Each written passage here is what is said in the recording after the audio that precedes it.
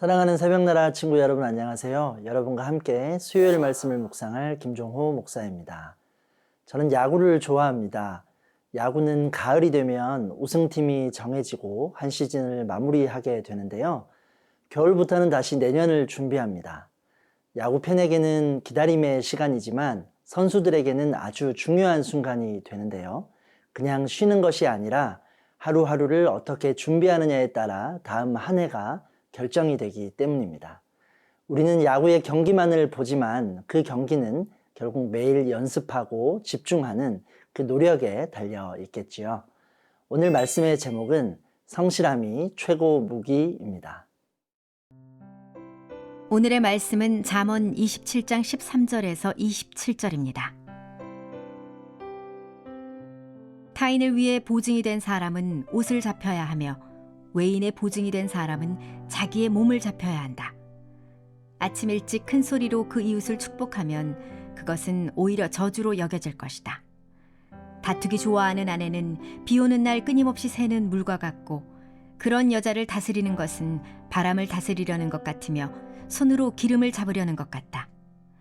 철이 철을 날카롭게 하듯 사람이 그 친구의 얼굴을 빛나게 한다. 무화과 나무를 잘 돌보는 사람은 그 열매를 먹을 것이요 윗사람의 시중을 잘 드는 사람은 영예를 얻을 것이다. 얼굴이 물에 비치듯이 사람의 마음은 그 사람됨을 나타낸다. 지옥과 파멸은 결코 만족이 없듯이 사람의 눈도 만족함이 없다. 은은 도가니에서 금은 풀무에서 단련되듯 사람도 칭찬으로 사람됨을 시험해 볼 수 있다. 어리석은 사람을 절구에 넣고 나달과 함께 공의로 찌을지라도 그 어리석음은 벗겨지지 않는다. 내 양떼의 상태를 잘 알고 내 가축대를 주의 깊게 살펴라. 이는 부가 영원히 지속되지 않으며 면류관이 대대로 이어지는 것이 아니기 때문이다. 풀을 베면 새 풀이 자라나니 산에서 나는 꼴을 거둘 수 있다. 그러면 양으로 옷을 만들고 염소들로 밥값을 치를 수 있을 것이다. 그리고 내 염소젖은 넉넉해 너와 내 가족뿐만 아니라 내 여종도 먹일 수 있을 것이다. 오늘 본문 말씀은 때와 상황에 맞게 행동하는 지혜를 알려줍니다. 본문 14절 말씀입니다. 아침 일찍 큰 소리로 그 이웃을 축복하면 그것은 오히려 저주로 여겨질 것이다. 순간순간 자신의 기분에 따라 살아가는 것은 어리석은 모습이 될 수 있습니다. 아무리 좋은 것이라도 적절한 배려와 절제가 필요한데요. 아침 일찍 큰 소리로 이웃을 축복할 때 이것이 오히려 저주가 될 수 있다 말합니다. 축복한다는 것은 사랑의 행위이죠. 그러나 그 행위가 누군가에게 피해를 준다면 다른 의미가 될 수 있습니다. 아침 일찍 큰 소리를 내는 것은 상대를 배려하지 않는 자기중심적인 행동인데요. 말을 하는 사람의 의도보다 듣는 사람의 느낌이 중요함을 교훈하고 있는 것입니다. 때와 상황에 맞는 말을 하는 지혜가 필요합니다. 그리고 그 행동이 어떤 결과를 일으킬까 생각해 보는 것도 지혜입니다. 또한 배려하고 사랑하는 것은 좋은 마음이죠. 그렇다고 보증까지 서는 것은 안 된다고 13절 말씀에 기록되어 있습니다.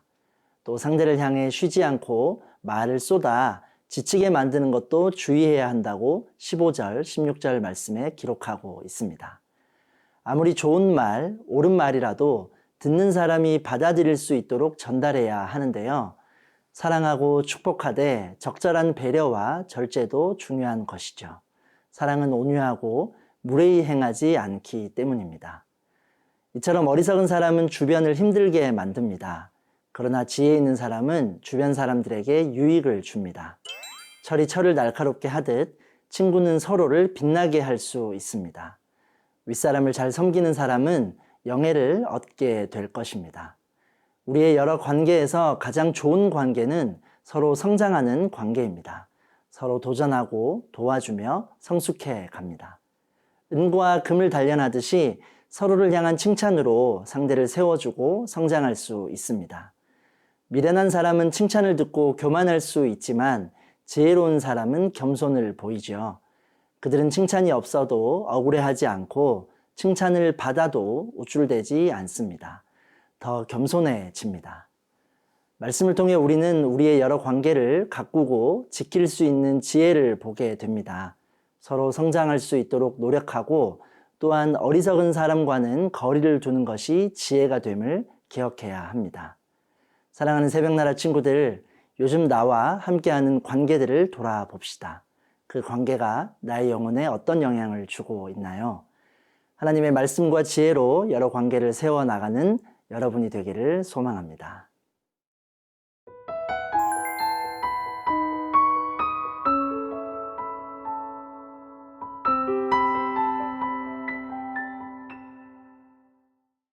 (23절) (24절) 말씀을 함께 읽겠습니다. 내 양떼의 상태를 잘 알고 내 가축대를 주의 깊게 살펴라. 이는 부가 영원히 지속되지 않으며 멸류관이 대대로 이어지는 것이 아니기 때문이다. 돈과 재물은 영원히 지속되지 않습니다. 멸류관도 대대로 이어지지 않습니다. 물론 우리의 삶에서 돈과 옷과 양식은 필요하지만 핵심을 바라보는 지혜가 필요합니다. 말씀은 양떼를 잘 보살필 것을 말하는데요. 양은 그 시대에 가장 중요하면서도 기본적인 가축이었지요. 양의 털이나 가죽 등으로 필요한 것을 얻을 수 있고 또 여러 모양으로 경제적 가치를 볼 수도 있었습니다. 산에서는 계속 풀이 돋아나니 양과 가축이 먹을 것은 사라지지 않고 계속 있을 것인데요. 그러니 자신의 양떼를 잘 살피고 돌보면 옷과 양식 그리고 삶에 필요한 것을 얻을 수가 있었지요. 나의 일상과 맡겨진 일을 잘 돌보며 보살필 때 우리의 필요까지도 인도하시는 하나님을 볼 수 있게 됩니다. 세상에는 더 크고 더 많은 돈과 재물을 가져야 한다고 말하는 사람들이 있습니다. 넉넉한 재물은 우리 삶에 필요하기도 하지만 필요 이상의 욕심을 주의해야 합니다. 일상의 필요를 넘어 은이나 금과 같은 화려한 재물만을 바라보는 사람들이 있습니다. 허황된 것을 쫓기 위해 잘못된 방법과 저 멀리 있는 인맥을 찾아가는 이들이 있습니다. 지혜로운 사람은 우리 일상의 기본적인 것을 먼저 부지런히 돌보는 사람입니다. 하나님을 경외함으로 자기 일에 성실하게 임하면서 하루하루를 살아가는 것이 지혜입니다. 하나님과의 관계가 온전할 때 우리는 마땅히 최선의 삶을 살아갈 수 있는데요. 그리고 그로 인해 하나님이 주신 복을 누리며 살아갈 수 있는 것이죠. 여러분, 우리가 마음을 두어야 할 곳은 저 멀리 있는 재물, 저 멀리 있는 꿈이 아닙니다. 나와 가장 가까운 사람을 돌아봐야 합니다. 지금 내게 주어진 일을 살펴야 하죠. 나에게 주어진 자리에서 최선으로 일하며 만족하고 감사하는 것입니다. 성실하고 책임감 있게 사는 것이 우리에게 가장 최고의 무기임을 기억하기 원합니다.